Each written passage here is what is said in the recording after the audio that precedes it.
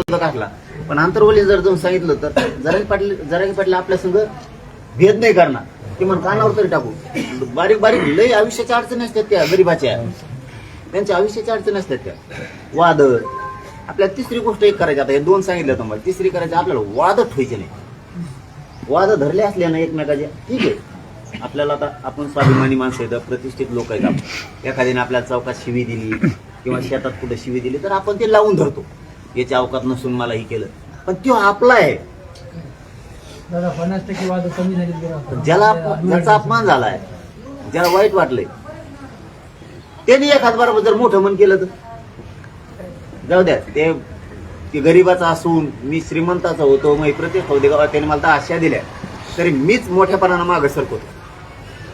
जास्त इज्जत वाढून त्या माणसात. म्हणून हे भांडणं झालेले असले, कोर्टात पुढे असले, ते कोर्टात जाऊन ते मिटून टाकायचे. ते बी मोहीम आपल्याला आता सुरू करायला. म्हणजे तीन कामं तिने ध्यानात राहिलं ना, भाषणच करावं म्हणून काही नाही त्यातून माईक मधून.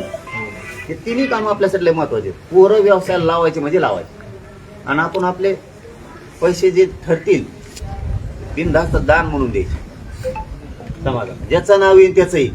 कारण 1 कोटी लोक एक करायला आपण. मला सांगा तर 1 कोटी समजा उदाहरणार्थ चिठ्ठ्या टाकल्या, 1 कोटीच नाव निघते का? मग का अशा धरायचं आपण तरी? मग आपल्याला असं बी काही नव्हतं 70 वर्षे.